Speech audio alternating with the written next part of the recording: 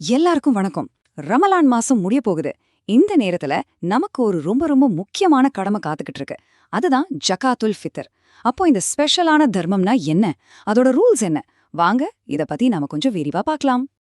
நினைச்சு பாருங்க, ஒரு மாசம் ஃபுல்லா நாம நோன்பு வச்சு இறைவனுக்காக நம்மள அர்ப்பணிச்சிருக்கோம். இந்த பயணத்தை ஒரு அழகான முறையில முடிக்கிறதுக்கு ஒரு வழி இருக்கு. அதுதான் இந்த சிறப்பு தர்மம். இது நம்ம நோம்ப முழுமையாக்குறது மட்டும் இல்ல, நம்ம சமூகத்தையும் இன்னும் ஸ்ட்ராங் ஆக்குது. அப்போ இந்த ஜகாத்துல் ஃபித்ர்னா கரெக்டா என்ன, எதுக்காக நாம இத கொடுக்கணும்? வாங்க இந்த கேள்விக்கெல்லாம் பதில் என்னன்னு பார்க்கலாம். சிம்பிளா சொல்லணும்னா, ஜக்காத்துல் ஃபித்ருங்கிறது ரமலான் கடைசியில நாம கண்டிப்பா கொடுக்க வேண்டிய ஒரு தர்மம். இது வெறும் சாப்பாட்டு பொருள் மட்டும் கிடையாதுங்க. நம்ம நோம்புல தெரிஞ்சோ தெரியாமலோ செஞ்ச சின்ன சின்ன தவறுகளுக்கு ஒரு பரிகாரமா இருக்கு.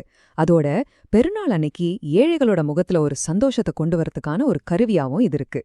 ஓகே, அடுத்த முக்கியமான கேள்வி, இதை யார் கொடுக்கணும், அப்புறம் எவ்வளவு கொடுக்கணும்? வாங்க இத பத்தி பார்க்கலாம். இதுல ஒரு இன்ட்ரெஸ்டிங்கான விஷயம் என்னன்னா, இது எல்லாருக்குமே கடமை. ஆம்பளை பொம்பளை சின்ன குழந்தைங்க வயசானவங்கன்னு எந்த ஒரு வித்தியாசமும் கிடையாது. ஒரு குடும்ப தலைவர் இருக்காருன்னா அவர் அவரோட குடும்பத்துல இருக்கிற ஒவ்வொருத்தருக்காகவும் இத கண்டிப்பா கொடுக்கணும். சரி, எவ்வளவு கொடுக்கணும்னு பார்த்தா அளவு ஒரு சா.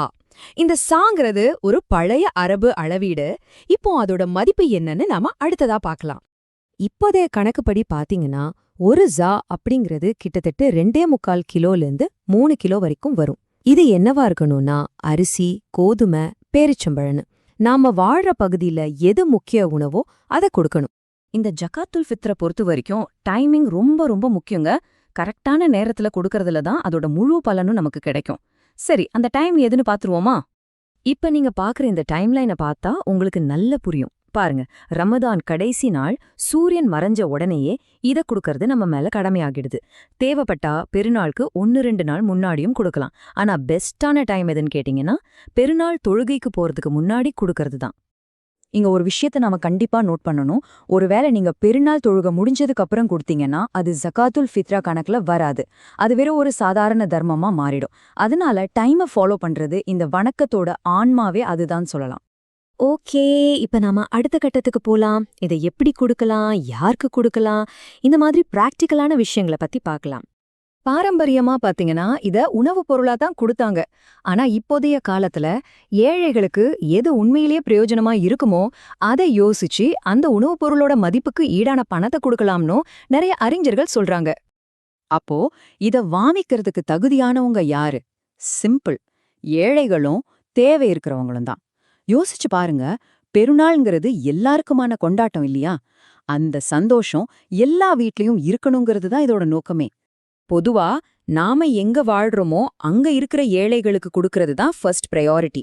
ஆனா ஒருவேளை வேற நாட்டுல போர், பஞ்சம்னு ரொம்ப பெரிய தேவை இருக்குன்னு தெரிஞ்சா அங்க அனுப்புறதுலயும் தப்பில்ல. சரி, கடைசியா எல்லாருக்கும் பொதுவா வர்ற சில கேள்விகளுக்கு நாம சட்டுன்னு பதில பாத்துடலாம். ஃபர்ஸ்ட் குவெஸ்டின், மத்தவங்களுக்காக நம்ம இத கொடுக்கலாமா? கண்டிப்பா கொடுக்கலாம், கொடுக்கணும் கூட.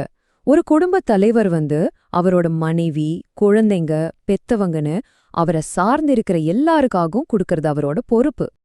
அடுத்த கேள்வி, இதை டிஸ்ட்ரிபியூட் பண்றதுக்கு பெஸ்டான வழி என்ன? உங்களால முடிஞ்சா நீங்களே நேரடியா தேவைப்படுறவங்களை கண்டுபிடிச்சு கொடுக்கறது ரொம்ப நல்லது. அது ஒரு நல்ல கனெக்ஷனை உருவாக்கும். அப்படி முடியலன்னா மசூதி மூலமாவோ இல்ல நம்பிக்கையான தொண்டு நிறுவனங்கள் மூலமாவோ கொடுக்கலாம். முக்கியம் என்னன்னா அது கரெக்டான ஆளுக்கு போய் சேருதான்னு நாம உறுதி செஞ்சுக்கணும்.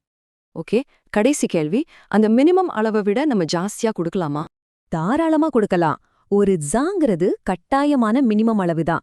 ஆனா அல்லாவுக்காக நம்ம அதை விட அதிகமா கொடுக்கறது எப்போதுமே நல்லதுதான். அது இன்னும் அதிகமான நன்மைகளை நமக்கு கொண்டு வந்து சேர்க்கும். நம்ம இவ்ளோ நேரம் விதிகள், அளவு, டைமிங்னு எல்லாத்தையும் பார்த்துட்டோம். ஆனா இதை எல்லாத்தையும் விட ரொம்ப ரொம்ப முக்கியமான இந்த வணக்கத்தோட உயிரே எதுல இருக்குன்னா அது ஒரு விஷயத்துல தான். அதுதான் நியத். அதாவது நம்மளோட எண்ணம். நம்ம செய்யற இந்த தர்மம் அல்லாஹுக்காக மட்டுமே அப்படிங்கிற அந்த தூய்மையான எண்ணம் இருக்கணும். அந்த எண்ணம் இருந்துச்சுன்னா போதும், நம்ம கொடுக்குற அந்த உணவுப் பொருள் வெறும் தானமா இல்லாம ஒரு உயர்ந்த வணக்கமா மாறிடும். நம்மளோட ஒவ்வொரு செயலும் அந்த மாதிரி ஒரு தூய எண்ணத்தோட இருக்கட்டும்.